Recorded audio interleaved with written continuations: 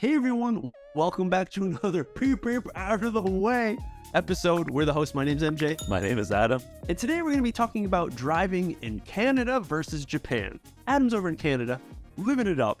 I'm here in Japan.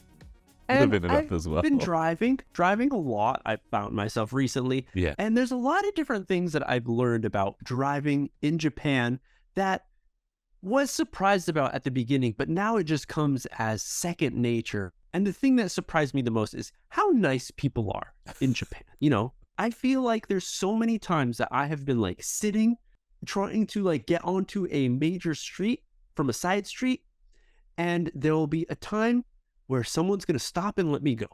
And I'm thinking like, you have the right of way. You should not be stopping for me at all, but thank you. And I go and I take it. Another one is using the highways. Everyone, if you've ever driven on the highways in Tokyo, the worst, maybe the worst, it could be worse. Example, if it was in America. But for the most part, people are very lenient, meaning they will let you in, meaning they are very accepting of mistakes or just being open to be like, okay, come on in, get in, or we're not going to be cutting each other, or we're not going to drive at the same speed and I'm not going to let you in, which is way overly common, I feel like, in the US, especially when I was there. I remember driving, I've been in Japan for such a long time, where I almost forget about how scary it was. Luckily, I grew up with it, so I have the skill set to combat and, you know, survive that style of driving. But being here in Japan, it just shocks me so much how someone can like do something where I would be like, oh my gosh, no, you should not do that. But everyone else around is like, okay, let them in. Hazard lights. Thanks. Sorry. It's okay. And it's all good. There's almost zero horns everywhere. Yes. I can't hear a craction. We don't say craction, by the way. No, yeah. I think it's like German. We hear nobody hitting horns here in Japan, okay? And it's amazing to think about. It's amazing to see. But everyone who is watching now, if you're living in Japan, from Japan, you're probably like, but what is it like? I heard it's scary. Maybe I tried it once. Yeah, what do you mean there's horns? What is this horn, MJ, you're talking about? And so I'm going to hand the mic over to Adam because he's got the freshest experience of what driving in North America is like.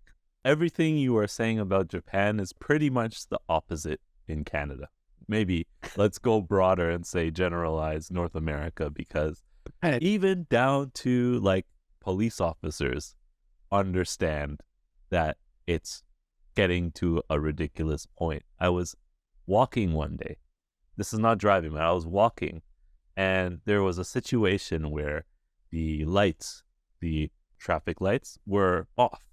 So we changed the situation from traffic light rules to four-way stop rules, which is when there's a stop sign on all the corners. And there was a police guiding on the corner of the street because it's such a huge intersection. Yeah. As I was walking, the police says, man, people here don't know how to drive at all. I was like, what? She's yelling. She was yelling. It's a four-way stop. Come on. Like, in that situation, I realized that I was in Canada. Because, one, even the police officers understand that driving is ridiculous at certain times. Yeah. But now getting onto the road, the amount of times people honk the horns is like 1,000 times more here than in Japan for sure. And I think number one, it's like a stress reliever. Rather than hold it all inside and get stiff shoulders, people just, you know, vent their frustrations on the horn. And it's for your relief of stress trying to talk to somebody who can't hear you. Two, it's sometimes to help move traffic further. And three, sometimes people are just jerks and they want to drive faster than the speed limit, and they want to honk their horn at everybody who's driving slower than they are, which is sometimes over the speed limit. Yes. I know in Japan, like I heard that if you honk the horn at somebody and that person gets into an accident, then you're responsible for that accident because you honked the horn. I don't know how true Whoa. that is, but maybe in the comments you can tell me whether or not I'm right. But here, that's not the case. Like, for example, if you're at a light and somebody is looking at their phone and the light is green, you honk the horn. Either if you don't honk the horn and you're behind the person behind you or the person behind that person is going to honk the horn and tell that person to hurry up and go along. That's probably the most times that I've heard a horn used in Japan. Is it like a or is it like a beep? Yes. It's a full horn. Not at all. No, it's not no, they're not leaning on it. Okay. No, yeah, it's a quick like beep. Okay. To like kind of like wake them up, like, hey, the light's blue. Blue, yeah. Go. So sometimes it's like a lean in plus drive plus look at the person as you're driving and honking them. And that's the situation there.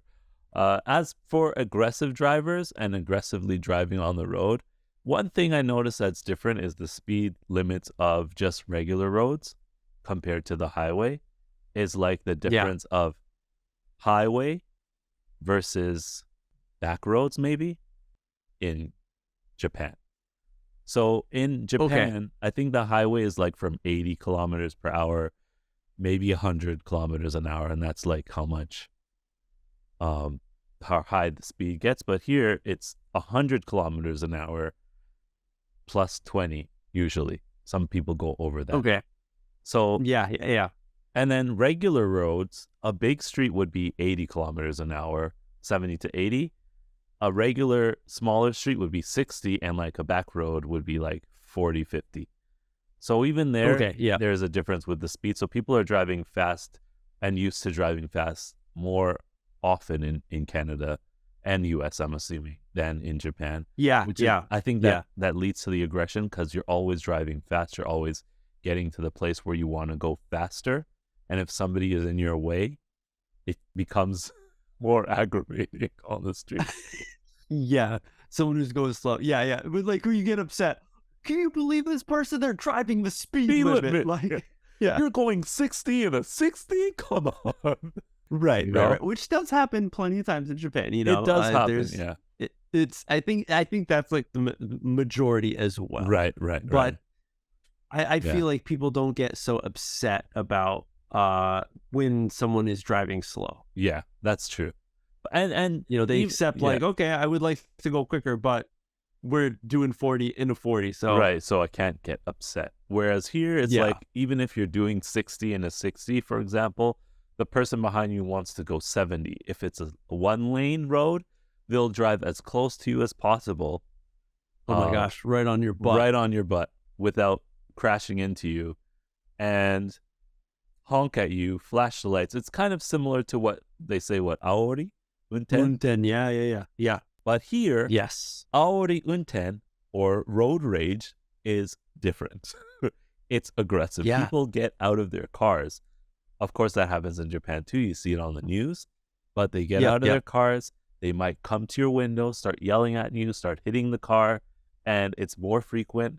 One time, I seen it in a parking lot where the speed limit is 5 kilometers an hour. And somebody was trying to leave the parking lot. Another person was slowly creeping out because I guess they were looking for a space or waiting for somebody. And I was sitting in my car, windows rolled up, so I can't really hear outside well.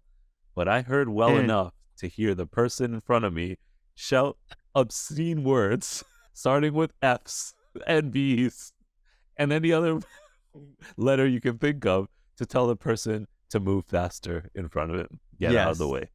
So out of the way. Yes. And that's such an interesting thing because I feel like it, like you're mentioning, it's so common. Yeah. And it breaks the barrier of like, I don't know, maybe it's just like the Kanto area, like talking to other people. Right. Engaging with other people that you don't know. Right. And maybe in Japan, like in a bad way. So of course, you know, everyone, I'm sure there's plenty of situations that you've seen or you've experienced yourself where there's some aggressive drivers on the street. Yeah. But the thing is that percentage is so small in Japan where in Western country, in North America, from experience, it's the majority. Majority of people are upset.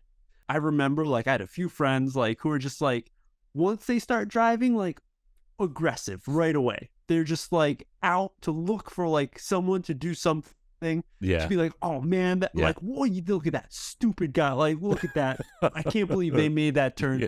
Like, don't cut me off. Don't cut me off. Oh my gosh, they cut me off. Like, just on edge. Right. How do you feel driving in all of that now, Adam? Is it more natural now that you're back? Do you feel like Japan was better? I feel like Japan was a lot easier, even though the roads were smaller and a lot more narrow. Here the roads are a lot bigger, more bicycles, a lot more bicycles, pedestrians, cyclists, everything. Yeah, but the like how you said in the beginning, people giving way and letting you in, and being courteous on the road, that makes up for the difficulties of driving in narrow streets. Here the roads are wide. It snows sometimes, it rains sometimes, it hails sometimes. It could be dangerous. People always drive as fast as they possibly can. Not everybody. A lot of people.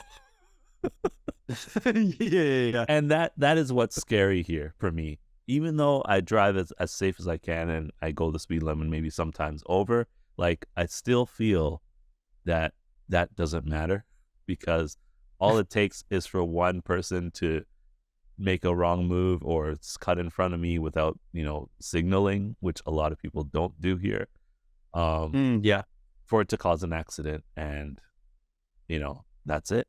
It's like, what are you gonna do? It's interesting. It's interesting. In Japan, there's not much space and there's a lot of people, so everyone is accepting of that and understands that and gives way for each other. Right. But in North America, there's plenty of space for everybody.